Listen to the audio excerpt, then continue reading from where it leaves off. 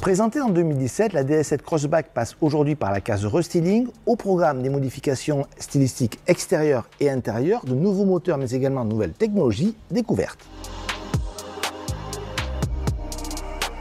Avec la DS3 de première génération, le DS7 est sans aucun doute l'un des modèles de la firme française qui a connu le plus grand succès.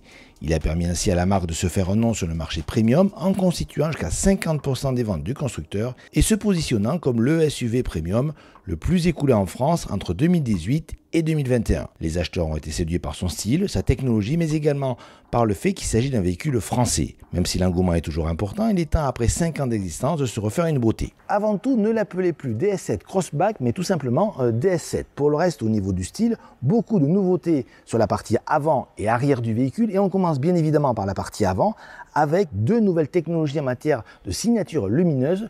Laurent, petit frère de chez DS, nous les présente. La nouvelle signature lumineuse de DS7 est tout à fait remarquable, avec des évolutions sur la zone pare-choc, un redessin DDRL associé avec les DS Lightwell, une technologie innovante, c'est une pièce polycarbonate peinte à l'envers avec un traitement laser. Et en complément, nous introduisons une nouvelle technologie Pixel avec ses projecteurs DS Pixel LED Vision 3.0. 3 modules identifiants de la marque DS Automobile, 2 modules intérieurs pour les feux de code et un module Pixel qui fait à la fois feu de croisement et feu de route. Ce module Pixel est composé de 84 LED de chaque côté, qui nous permet une prestation améliorée par rapport au projecteur Matrix en termes de portée, en termes d'homogénéité, en termes de flux lumineux, en termes de gestion performante du flux feu de croisement, feu de route, avec la garantie que le conducteur n'éblouira jamais le véhicule qu'il croise ou qu'il précède.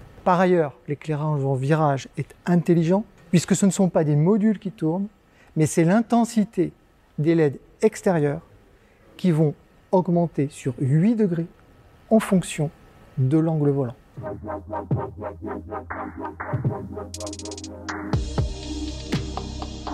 Pour le reste, on notera que la calandre a été élargie, les DS Wings ont été simplifiés, vous avez l'apparition de soft nose plus conséquent qu'auparavant ainsi qu'un nouveau sabot. Au final, vous avez un véhicule qui gagne en dynamisme et en prestation, et il en est de même de la partie arrière. À l'arrière, c'est tout le haillon qui est nouveau. On a notamment une nouvelle ligne de caisse au niveau de la partie supérieure et inférieure. Les feux sont plus fins. Et entre ces deux feux, on voit l'apparition du nom DS Automobile. Le constructeur veut donc capitaliser sur son nom.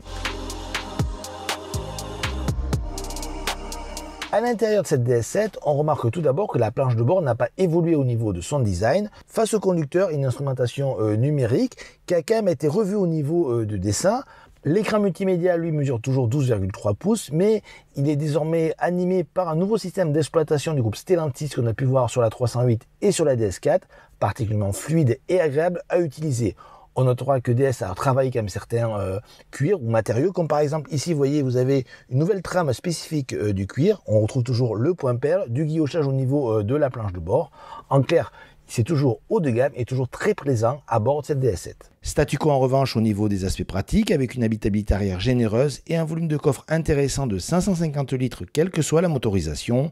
Pour ce qui est de l'équipement, cette DS7 se distingue toujours par la présence de la vision nocturne et la suspension adaptative gérée par caméra. Concernant les motorisations, une nouveauté à signaler avec l'introduction d'une version hybride rechargeable de 360 chevaux directement issue de la DS9. Esthétiquement, elle se caractérise par des voies avant et arrière élargies, une hauteur de caisse rabaissée de 15 mm et des jantes 21 pouces exclusives. Capable d'abattre le 0 à 100 km/h en 3 secondes 6, cette DS7 peut parcourir 57 km en tout électrique.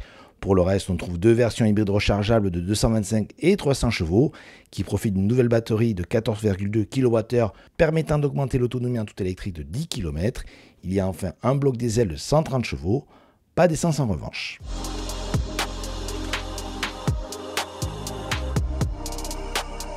Cette nouvelle DS7 sera commercialisée au mois de septembre prochain. Elle fera sa grande sortie publique à l'occasion du prochain Mondial de Paris. Pour l'instant, les tarifs ne sont pas encore connus. On sait d'ores et déjà qu'une série spéciale nommée La Première, représentant le haut de gamme, sera commercialisée aux environs de 77 000 €.